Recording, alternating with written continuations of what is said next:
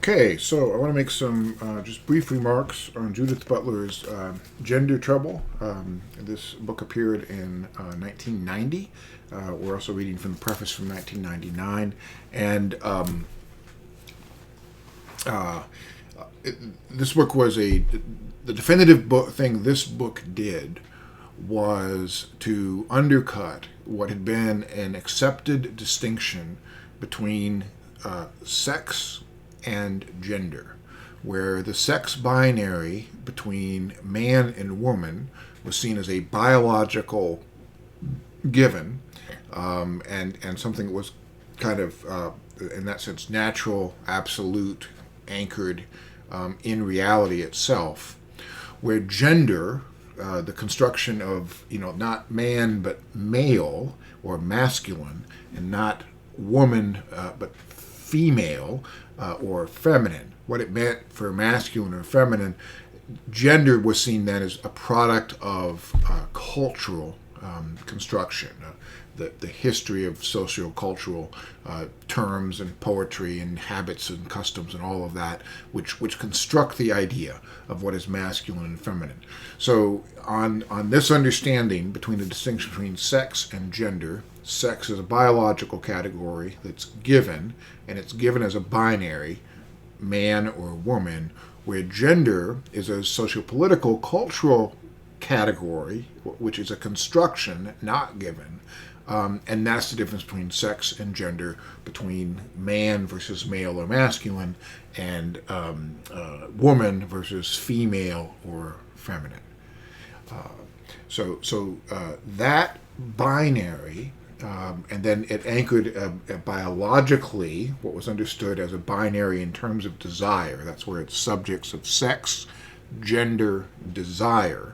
So the sex binary, in contrast to the gender, which is culturally constructed, anchors desire, which is seen as man for woman, woman for man, and that anchored this. When this came out in 1990, what was then called homosexuality was still officially listed as a medical disorder in whatever that manual, I'm forgetting what's the name of the manual, the initials, but whatever that official manual is for the American Psychological Association and medical associations, it was listed as a disorder still in 1990.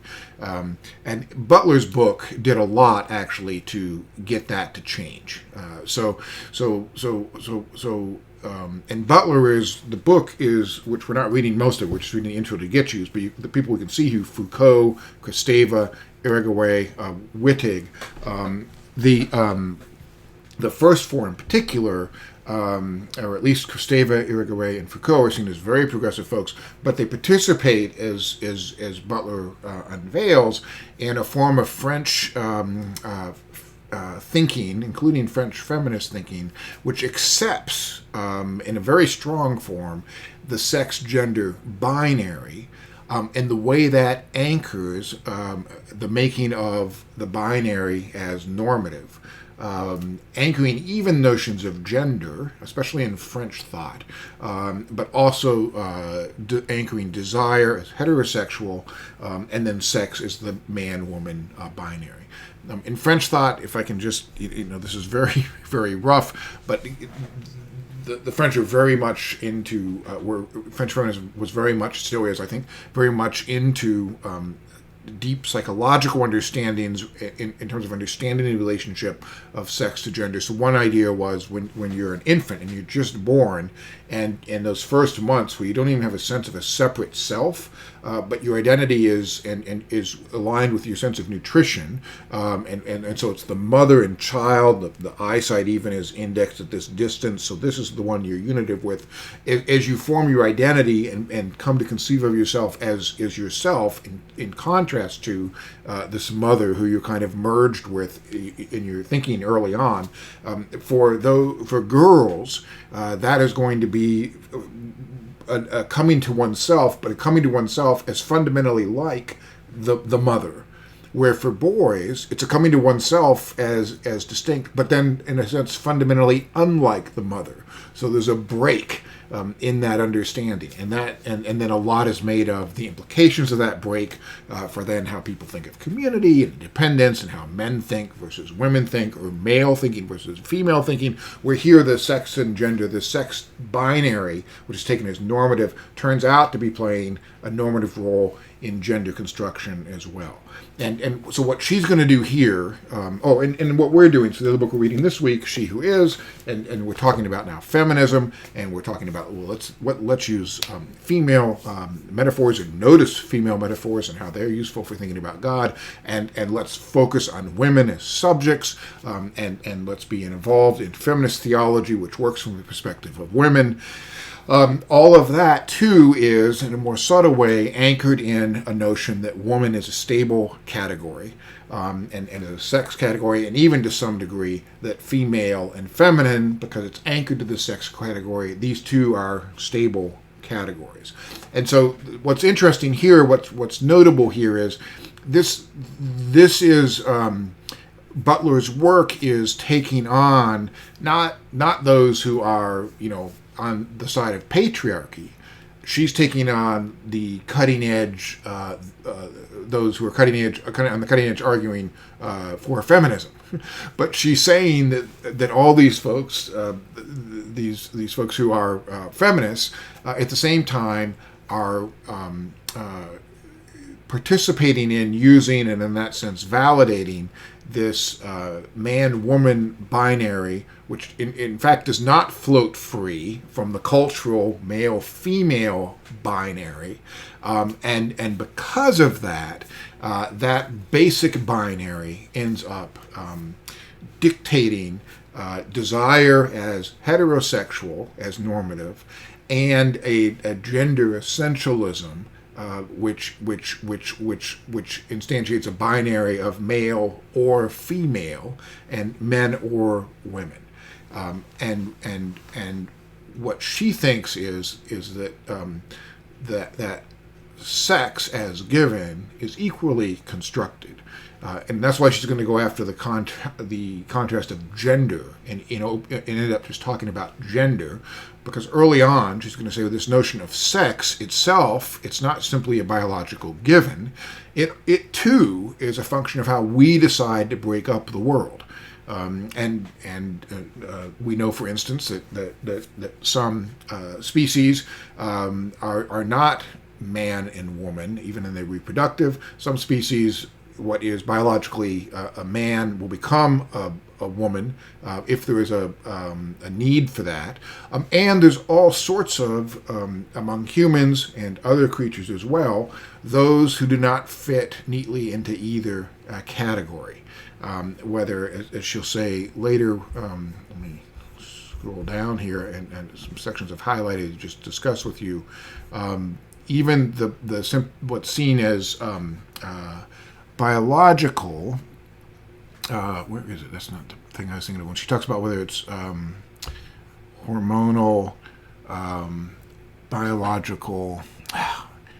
Anyway,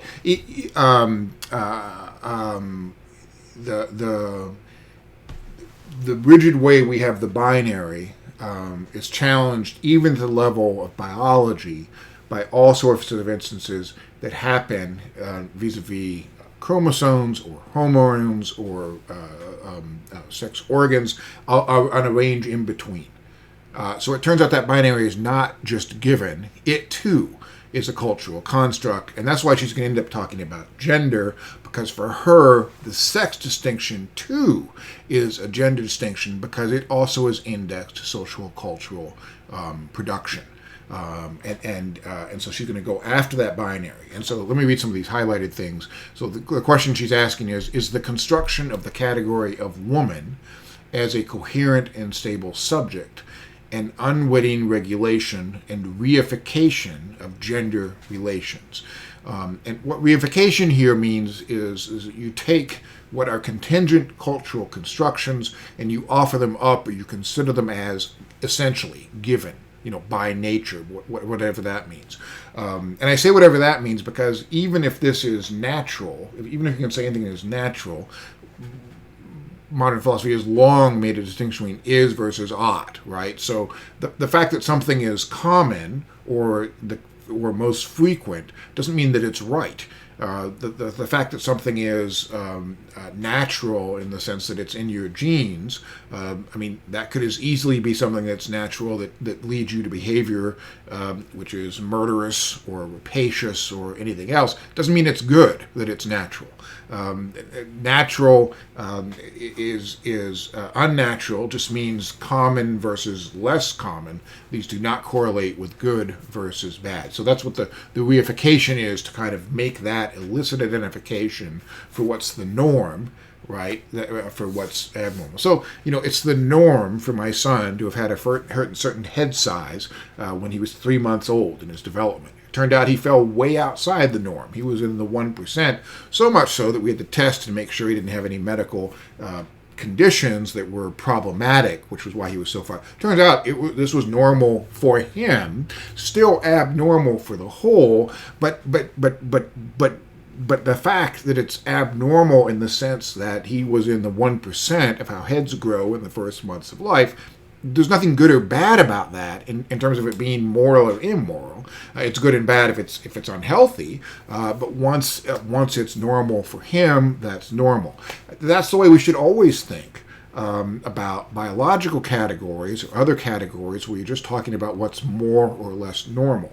But in some of these areas, because of the way the norm, what's normal, so when I'm saying normal here, I'm saying what's most common, right? Then gets reified so that those who don't fit into what's most common are not just seen as somehow exceptional in the sense that, man, you're really tall, or man, you're really short, or your head really grew in the first 3 months a lot, but exceptional in the sense of abnormal with a negative connotation. Something to be othered, feared, judged, put outside the realm of what's acceptable. That's what it is to reify, right? It's to take what's an accurate observation, this is very uncommon, and turn it into something else, which is taken as a given and then is associated with what's right or wrong or acceptable or unacceptable. That's what she's talking about. And of course, her answer to this is the construction of the category of woman as a coherent and stable subject and unwitting regulation and reification of gender relations. Her answer to that question will be in the book, yes, it is. Because when you say woman, the binary opposite is man. So there you've got this basic binary. This is now going to order desire, such that desire is going to be heterosexual. That's the significance of that sexual, not So the idea that that's a biological category, and then it's going to anchor these binaries between male and female. And so for her, what she's going after here, and this she doesn't say this anywhere here. We're going to look at her preface, which she makes this clear, is what she's going after is on behalf of all those people that don't fit into either side of those binaries, or into the normative heterosexuality, which the binaries then participate in. In fact, I can remember in the 80s, there would be debates among people who were lesbian or gay, but who were argued against people who were bisexual. That was seen as someone who had not made their claim yet. And so you actually had people who were lesbian or gay who said you had to be heterosexual, lesbian, or gay, but bisexual. So it's there's something about us, I think, which looks to find things like us, others like us, to make them normative, and then to be intolerant towards and judgmental towards those that don't fit into those categories. And really, that's what Butler is going into. And so what she's pointing out is feminist theology, or feminist, she's not a theologian, she's not a Christian, feminist theory, in particular French feminist theory, which goes straight from sex to gender in terms of doing psychological, psychoanalytic understandings of sexuality, and then turning that, moving straight from the to gender relations. These things have anchored a coherent and stable subject, which then unwittingly, but really, ends up regulating and reifying heterosexual gender relations and the male-female binary. And the next question is not such a reification precisely contrary to feminist aims, which it was. So the people she's critiquing immediately realize that what she's critiquing, what she's aiming at, is actually something they agree with. That's the power of the book, is it unveiled a hidden, in this sense, dynamic, a way in which people were participating in what we've discussed in terms of a systemic distortion, which they didn't notice because they fit into the categories, whether it was heterosexual or queer. Well, and we've got to be dated here in the language: heterosexual or gay or lesbian. The other categories aren't in yet that we have now. That's part of the point of what's happened as a result of Butler's work. And to what extent does the category of women achieve stability and coherence only in the context of a heterosexual matrix, right? So that's the desire. That's where what she's doing then is bringing into question the feminine of feminist theory and the woman of women's studies. Once these categories are put forward as basic terms, she's pointing out, they actually end up regulating and reifying gender relations and desire in ways that are only coherent in a heterosexual matrix. Okay, so let me go down. Read the quote. I hope I've given you a sense for this enough to kind of discuss it. So when the constructed status of gender, what we're talking about, is theorized as radically independent of sex, the biological category, where gender is the sociocultural category, gender itself becomes a free-floating artifice. Now, not free-floating that any of us individually can change what we mean by gender, right? It's we are born into cultures. Like Heidegger saying, we emerge already thrown into systems of understanding in which gender has taken on a meaning within our context. But what we could realize is that's not something that's given, like sex, as it's understood in this sense, as a biological given, versus a sociocultural thing, which is then more contingent and depending on this thing. And in that sense, it's a free-floating artifice. That's a little light. It's probably more than that. It's probably a function of Darwinian survival reflections at the mimetic level and different sociocultural dynamics and outplays of power. But nonetheless, the point is good.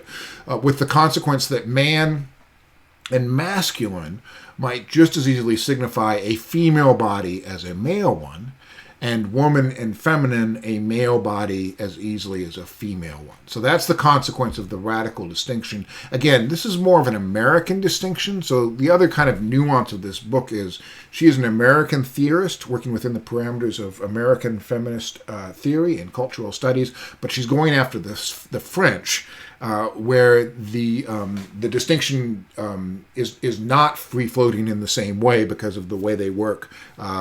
From Freud and Lacan and others, the biological distinction is far more firmly anchored into their theory. So in that sense, the French thought is perfect for her because it shows the connection of sex to gender.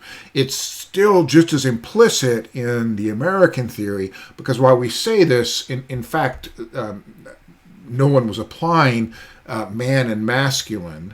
Did I do that wrong? No, I did that right. So it's male. Oh, geez. So she did it as a male one. So she made female and male. Maybe I did that backwards before. The biological and man and masculine, the gender. I actually would do that differently, but it doesn't matter. The point doesn't shift between what's the sex distinction, which is taken as given, and the gender distinctions. Even in the U.S. context where we made this distinction, what would come to mind as people read this is we don't actually do that anywhere, right? We don't use man and masculine, even those who accept this distinction, just as easily to signify a female body as a male one. So there, within the American context, she's showing how in practice, actually, we don't buy this distinction. It's going to be even clearer in the French feminists that she's talking about. So this radical splitting of the gendered subject poses yet another set of problems. can we refer to a given sex or a given gender without first inquiring into how sex and or gender is given through what means? And what is sex anyway? Is it natural? Oh, this is what I was looking for before. Is it natural, anatomical, chromosomal, or hormonal? Right? So even as sex, the biological category is given, there are 4 ways in which it's given, and all of these are subject to ambiguities. In other words, what she's trying to point out here is that to say sex is given, in the sense that it's just automatic, it's natural, it's apart from any cultural formation, that's already a confusion. Right, and so sex, it turns out, is as much a product of a cultural construction of how we're going to divide things, when actually there's a continuum in these different levels of what is considered to be sex. This is already an imposition. It's not given. It's already in part a product of sociocultural influence. So, and how is a feminist critic to assess the scientific discourses which purport to establish such facts for us, right? Does sex have a history? Turns out it does. Does each sex have a different history or histories? Is there a history of how the duality of sex was established, a genealogy that might expose the binary options as a variable construction? Are the ostensibly named natural facts of sex discursively produced by various scientific discourses in the service of other political and social interests, right? So in the background of this gender-sex binary is a binary between the natural sciences, including the human sciences, and the humanities, where the sciences do what's objective and natural and given, and that is often taken very quickly to have normative import, as if those constructions are not themselves made by people with specific interests, right? And power relations and histories of understanding. So it turns out that sex does have a history, and it is variable. And this will be the case with multiple sorts of distinctions, where it turns out that science is, wittingly or not, even unwittingly, perpetuates certain normative distinctions which technically it shouldn't have any claim to. In other words, so it's not just saying this is the way it is, but this is the way things are broken up. But that breaking up is not given to us. That's something we impose on reality in accord with our needs, our interests, our particular ways of seeing reality. All these are in play, right? So so if the immutable character of sex is contested, perhaps this construct called sex is as culturally constructed as gender. Indeed, perhaps it was always already gender, with the consequence that the distinction between sex and gender turns out to be no distinction at all. Now, here I'm just giving you the paragraph in which she raises these questions and its consequences. This is what there's a big part of this book we haven't read. This is what the rest of the book is going to argue for. And now, 30 years later, I think for the most part, I would anticipate for most of us, these arguments have permeated the public sphere adequately that we see this quickly, even though we still tend to think in terms of the binaries, sometimes unwittingly. So, and part of this is just a product of the fact that we find ourselves thrown into certain ways of breaking up the world, right? So, so for instance, when I was working with the church in the southern Philippines, the language of Mindanao is Cebuano. There's several languages, but that's one of them.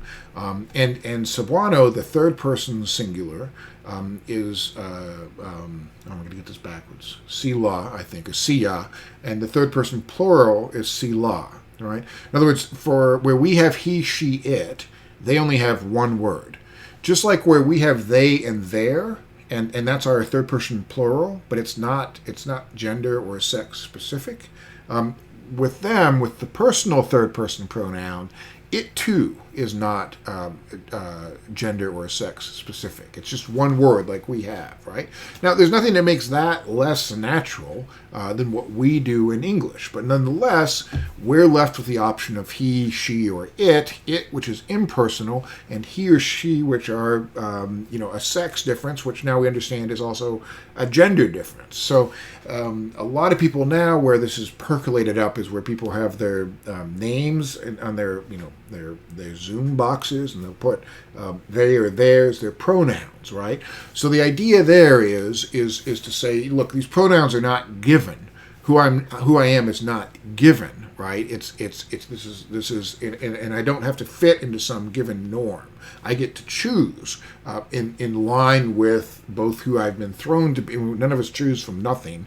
We chose out of trajectories, conceptual trajectories, into which we've been thrown. But I'm here, her, or either I'm here, his, or I'm she or her, or sometimes you see they, but seldom. So Butler is at the root of what ends up with this. Of course, what's ironic is that typically when you see those, the binary reasserts itself. So it's almost always him, her, or she, or rather he, him, or she, her, right? Which gets us back into the binary. Now the point is that is a choice, but nonetheless, the expression of the choice, we still find ourselves largely trapped within these discursive dynamics, which are sociocultural constructs which tend to legitimate the binaries of sex, gender, and desire. Right, so that's, and so I'm not saying people are doing something wrong there. Of course not. This is actually a move in the right direction. I'm just saying that we are caught within linguistic constructions which are maybe problematic, and we need to over time evolve new possibilities, which is nothing you can just rush. But you can be aware of what you're doing and try to mitigate against it.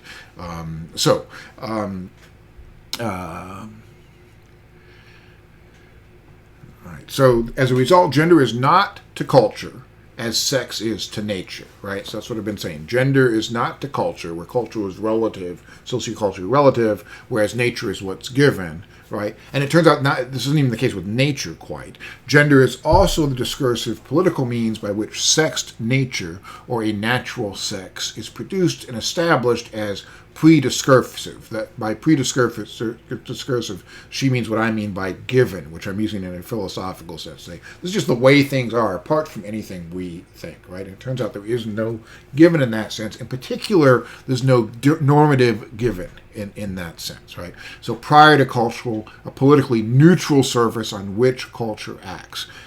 That's not the case. It's not the case that sex is just given to us that way, let alone gender, which we have not thought. The construction of sex sex also rather turns out to be constructed. And let me say again, because this I find to be a little muddied in her work. Is even to the degree something is given by nature, a sort of a distinction, there's no norm that follows from that, right? So again, you can't move from is to ought. It doesn't follow from the fact that the Earth, goes around the sun in a certain orbit that it should. There's no ought there. The same thing goes with everything else, which is natural. That's just it's to the degree there is that which is brute fact, it is just brute fact, and brute fact doesn't give you moral consequences. So now she's in a bit of a bind here because she doesn't have a basis for moral consequences and normative consequences, as becomes more visible in her preface to the 1999 edition. This is not a problem for her. This is a problem for modern rationality generally, and it's understood as a legitimization crisis in politics, a complete inability to articulate any commonly accepted foundations for ethics, the so-called problem of sovereignty. All these are indications of the same problem. That's on the far end of what she does. It doesn't unpack. It doesn't undo at all what she's doing here. Okay, so let me go to another quote. Oh, no, that's it. That's all I have. Let me go from this then. Okay, you have to put up with me for a moment while I go to some pictures. That's our syllabus. And let me... All right, so this is from reading I did not have you do from later in the book. But I just wanted to discuss a couple of other quotes as an introduction to the text. So I'm going to pick up. You can see. Hopefully you can see my mouse here. This first full paragraph. If gender attributes, however, are not expressive but performative, then these attributes effectively constitute the identity they are said to express or reveal. So not expressive means it's equivalent to saying not given. In other words, they're not expressive of something that's essentially out there, that's real. And again, even if they were, or even to the degree you might want to argue they are, that doesn't give them normative content, right? That doesn't mean they're good or bad any more than my son's head being large or small was good and bad. It was good and bad in terms of what it might mean for his health. It turns out it was fine because for him it was fine. It just was radically outside the norm. But that doesn't make it something good or bad. The same would go for any pure biological or scientific fact to the degree we're going to keep that category. And as I've said, she's bringing that category into question, as have many postmodern philosophers. So that's what not expressive means, not given but performative. And this is performative is an interesting construction she has. And because on the one hand, behind performative is there's some notion of I'm choosing to do this. Now, on the other hand, even socially, culturally, we are largely products of traditions of understanding and histories where, I'm not just choosing what I'm going to do next. I believe in free will to some degree, but even those who believe in free will have to understand that what I exercise in free will happens, on a huge preponderance of ways in which I'm shaped by nature and nurture, and so that'd be radically delimited. But what she means by performative then is as we participate in culture in certain ways that are not given, that are a product of sociocultural streams, and as to some degree, I think she would say, and here I find her thought a little woolly, but to some degree, I'm choosing what to embrace, what to marginalize to some small degree. Again, this is not just like some radically free choice. We have some range of choice within what are already hugely determined sociocultural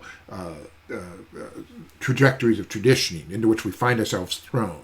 But anyways, if gender attributes are not expressive, not given, but performative, and that a product of contingent cultural forces and some degree of my own free will, then these attributes effectively constitute the identity they are said to express or reveal, right? And they're said to be given, but they're not. In fact, the performative dimension is her way of naming that, which then is interpreted as something that's just given, right? Instead of something that's constructed. We talked earlier about Schleiermacher, who said, if I could indulge one, what did he say, fantasy or wish or something like that, it would be that I were a woman. Well, clearly that's because Schleiermacher is caught within not just sex binary, but gender binaries. He was the philosopher of feeling who was so sensitive, and a colleague of Hegel who was this rock of logic with this slaughter bench of history. And so he's finding himself confined by what he perceives as given definitions of what it is to be masculine. But obviously, since he is, even we're going to go with the binary, a man, right, who feels very differently, right, what he is not able to be who he would choose to be, who he is already, in a sense, socioculturally given to be, whatever the combination of factors that lead for him to be in this sort of a way, he's cut off from those. by the way, he is trapped by the binary in that day, which is both a sex and a gender. They're not even distinguishing at that point a day. This absolute distinction between male and female, men and women, which tell him what he can and can't be, and where he is things that he doesn't want to be. I mean, that's where I hope there was a sense of poignancy. And Schleiermacher was trapped then in a way he wouldn't be today. But the way he expresses the wishes in that context already undoes the purportedly given character of the binary. That's the sort of thing that Butler wants to open up. So the distinction between expression and performativeness is critical. I'm reading here again. I hope you can read with me. If gender attributes and acts, the various ways in which a body shows or produces its cultural signification, are performative, then there is no pre-existing identity by which an act or attribute might be measured. There would be no true or false, real or distorted acts of gender. Now, it's interesting here because she's using real or distorted and true or false as normative categories, but they're not normative categories. To be true or to be false is normative, is seen as bad behavior. But whether or not if let's say even that I were given as one of these in-betweens, between male and female biologically, and between male and female in terms of my desires, or polyamorous or something like that, or between or bisexual, even if that were the case, and even if that were given, that wouldn't mean it was wrong. Right, and so distorted there. Her language here is betraying a problem with ethical thought generally in modernity, which tends to take facts of the matter and what's natural as what's good. Again, that is to participate in what's known as the naturalistic fallacy. All right. There would be no true or false, real or distorted acts of gender, and the postulation of a true gender identity would be revealed as a regulatory fiction. That gender reality is created. And what I'm saying is, even if there were something given biologically, the regulating of that morally would still participate in a fiction. So she's right. Even if she's wrong, she's right in terms of the character of her objection. But because she doesn't have a way to acknowledge an ethical sphere of the sort I'm talking about, and of course, which is the sort of all ethics as such, she's kind of trapped here, having to use the wrong vocabulary. But this is not a critique of her work or analysis here. It's a critique of modern rationality in relationship to moral reality. All right. That gender reality is created through sustained social performances means that the very notions of an essential sex and a true or abiding masculinity or femininity are also constituted as part of the strategy that conceals gender's performative character and the performance possibilities for proliferating gender configurations outside the restricting frames of masculine domination and compulsory heterosexuality. Genders can be neither true nor false, neither real nor apparent, neither original nor derived. As credible bearers of those attributes, however, genders can also be rendered thoroughly and radically incredible. Now, my question marks there are me talking to myself about her failure to invoke actual moral categories here. So what she's doing is legitimate in its own terms, but doesn't have necessarily moral consequences. But she has no place to go with that. We'll address that more in just a second. So, but the point here is, which is right, so I'm not questioning in this sense the radically incredible, the idea that everything is sorted into a gender binary, which is based upon a given sex binary. That idea is exposed as incredible. These are social constructions. There are various notions of what's male and female that radically vary among cultures, and in terms of what's again, she's doing it differently. I use male and female as cultural. I think she uses them as sex. But anyway, the sex distinction, however we're going to do it, that distinction too is not an absolute. There are all sorts of people born, whether it's biologically, chromosomally, hormonally, others, on a continuum between these two. who don't fit into any of the categories, and the only way to claim there's this sex binary that's just given is to do it by ignoring all these intermediary examples, which of course becomes a way of denying their legitimacy, and that does have moral import, right? But she can't name it morally. Okay, so I think I'm hoping you're getting clear what she did that was so significant, because even as we're talking about feminist theology and women's studies and all these sorts of things, what we realize is, insofar as we do feminist theology, but don't bring into question the category of woman, or feminism being about women, and insofar as we don't bring that into question, we unwittingly but really participate in a binary which regulates a production of sex, genders, and desire, which is heterosexist, and in that sense, which functions to marginalize or deny the reality or existence of all of those who don't fit into those categories. Well, this, of course, as we saw this is not what feminists wanted to be up to. That's the sense in which Butler's book was a wake-up call, and one which today is generally acknowledged, even as I was saying a second ago, talking about the use of, okay, we're going to choose our pronouns, but it turns out the ones we choose are almost all one side or the other of the binary, and we're kind of caught there. So even as we still are caught talking about feminism and women's studies and things like that, and we're in the midst of trying to figure out how to evolve language, which is inclusive in better ways, at least now we're very much aware of it thanks to Butler's work. That doesn't mean we can just suddenly change these massive vocabularies with their deep heritage, but it puts us on the way to making the changes that are necessary. All right, let me go to another quote.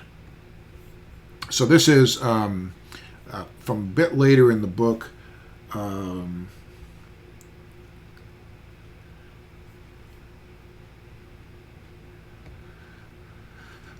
So this is her hope.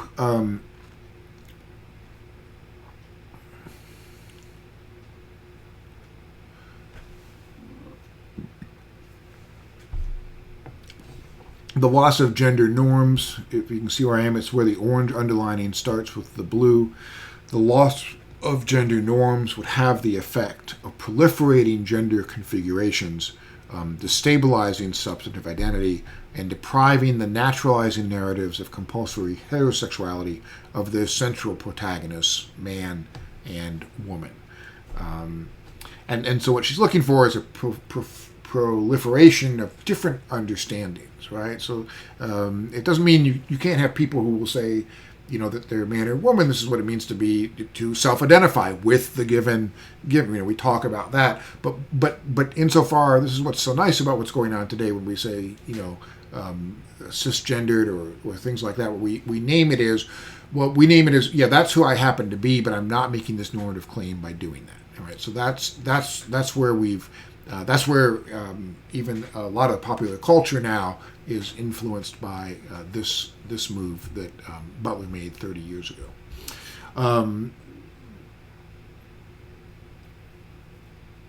Okay, so let me go here on the far side where I have this why. The critical task, rather, is to locate strategies of subversive repetition, so breaking down these binaries and what they regulate, enabled by those constructions to affirm the local possibilities of intervention through participating in precisely those practices of repetition that constitute identity and therefore present the eminent possibility of contesting them. So she wants to contest the binary and its regulation and how it orders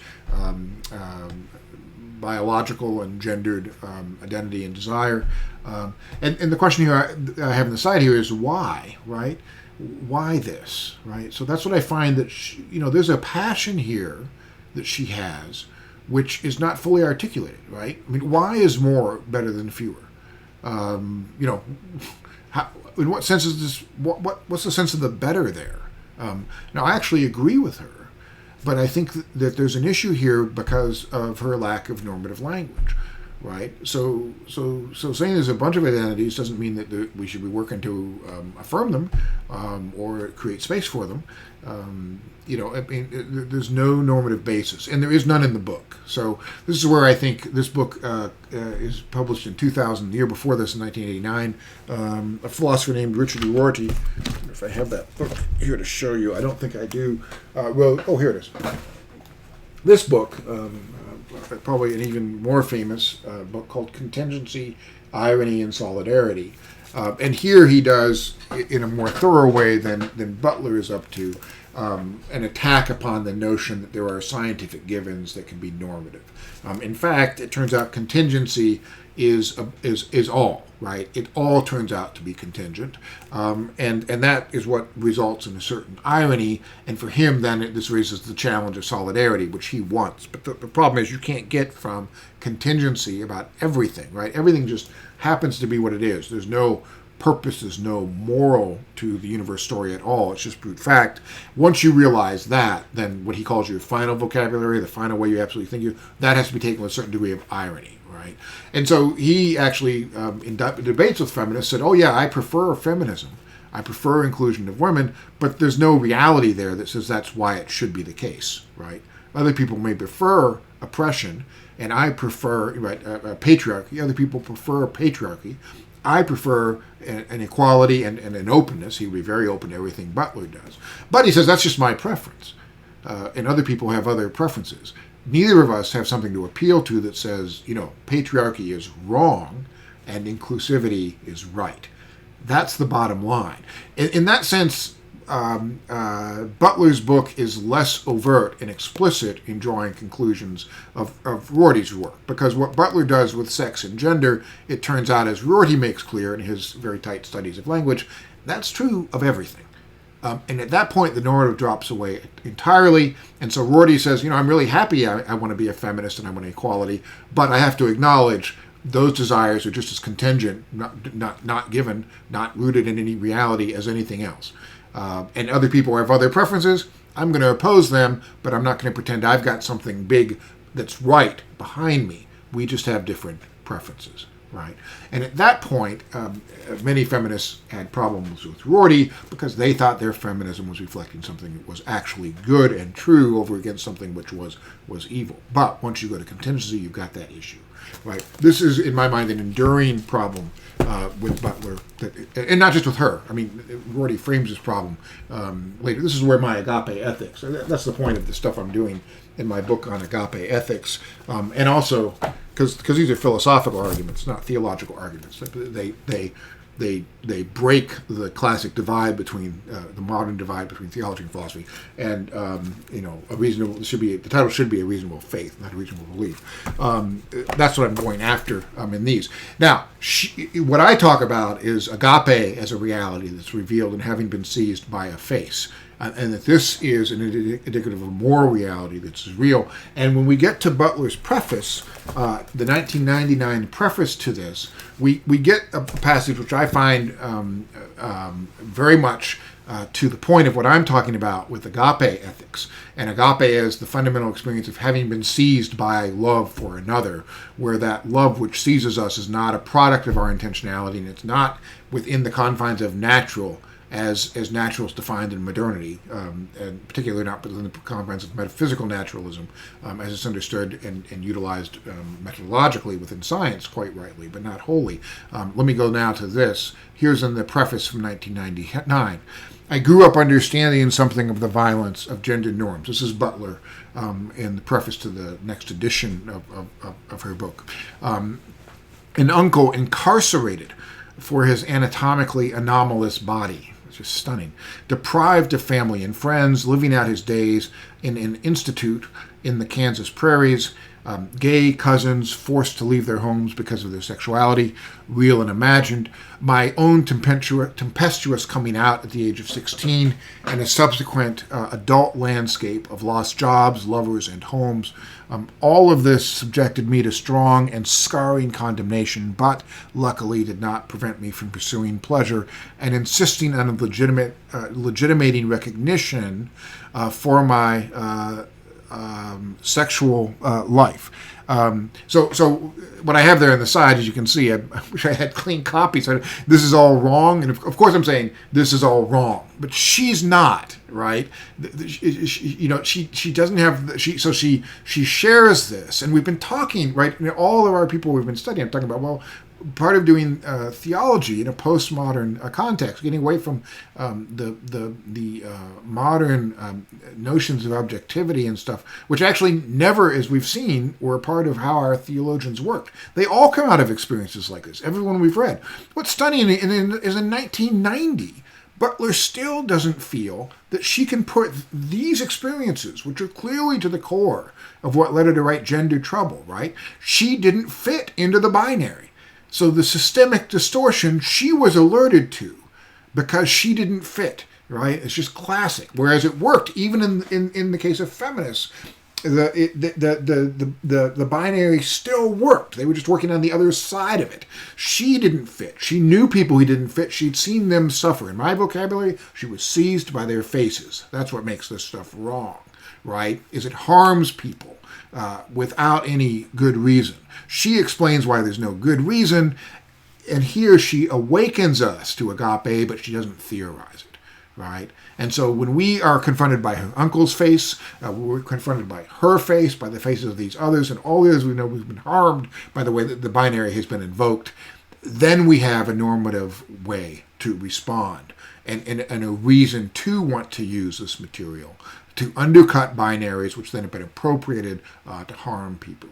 And that's what she says here up on this next page. The dogged effort, she's talking about her work here, to denaturalize gender in this text emerges, I think, from a strong desire both to counter, but is it her desire? This is where, if it's her desire, then that can be counted to other desires. So this fits with Rorty, saying, yeah, it's her desire, and I might have different desire. Other people might have, it's just desire. Whereas I want to say, no, this unveils the reality of agape. We are seized by these faces, and we want to respond. That is the theological response. From a strong desire both to counter the normative violence implied by ideal morphologies of sex, definitely that's what we should want to prevent harm, and to uproot the pervasive assumptions about natural or presumptive heterosexuality that were informed by ordinary and academic discourses on sexuality. So that's why I had to include this in our week on feminism, right? Because while I want to affirm everything Elizabeth Johnson is doing, insofar as I were to raise the category of feminism without raising Butler's qualification, then I would be participating in this harmful which the pervasive assumptions about natural or presumptive heterosexuality that are informed by ordinary and academic discourses on sexuality, even those that take woman and feminism as stable categories. That's why I had to include this here. And then she asked, what would the world have to be like for my uncle to live in the company of family, friends, or extended kinship of some other kind? How must we rethink the ideal morphological constraints upon the human, such that those who fail to approximate the norm are not condemned to a death within life? Well, that now, she's preaching, I think, but insofar as we're seized by those faces. But she doesn't theorize what she's doing here. That's where I think what I do with agape ethics, what Levinas does, what others do is supplies something which is missing. But she's clearly seized by this passion. All right. The terms she's going here to acknowledge this. The terms normative also pertain to ethical justification. How is it established, and what concrete consequences proceed therefrom? One critical question posed of Jim is, how do we, and I hope, how do we do that? And she doesn't have an answer to that. And let me go here. And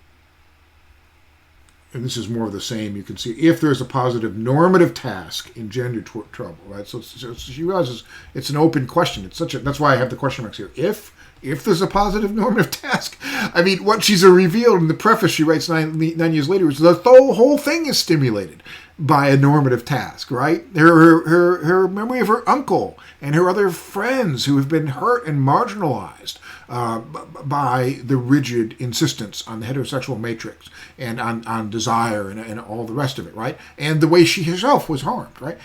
So that why is there an if there? That's where modernity still has her, and the excising of ethical moral reality in modern conceptuality. So if there is a positive normative task in gender trouble, it is to insist upon the extension of this legitimacy to bodies that have been regarded as false, unreal, unintelligible. But they haven't just been regarded there, as wrong, immoral, evil. That's how they've been regarded. And so she has to stay within the language that she's given, but she can go to a stronger language, and she can reject those sorts of condemnations of people as in and of themselves illegitimate misunderstandings based on these histories of normalizing what is predominant and creating artificially rigid categories, even including the most basic category of man and woman, or male and female, whatever, how you can do the sex piece versus the gender. Even that is a construction which it turns out, when it's not done self-consciously and with an awareness that these are maybe predominant types, but certainly not the only, and that they're not normative, they're just descriptives, just like my son's head at 3 months was in the 1% of size, big, that has no moral implication. Just like this, it's a continuation. And then she has drag as an example that's meant to establish that reality is not as fixed as we generally assume it to be. The purpose of the example is to expose the tenuousness of gender reality in order to counter the violence performed by gender norms. Let me not go into what she means by drag here, except if what you mean by drag is a man dressed as a woman, or a woman dressed as a man, you're already with that first man or woman in the binary, you've betrayed what she's trying to unveil. That's what we have to get rid of as well. That's where the parody becomes revelatory to level angle. I did this because at the end, in order to counter the violence performed by gender norms, that is the moral point here from a Christian perspective, or from, as far as I can tell, the perspective of every major religion, which is awakened to the faces of others and wants all to flourish as fully as possible, except when what they're doing wounds other faces.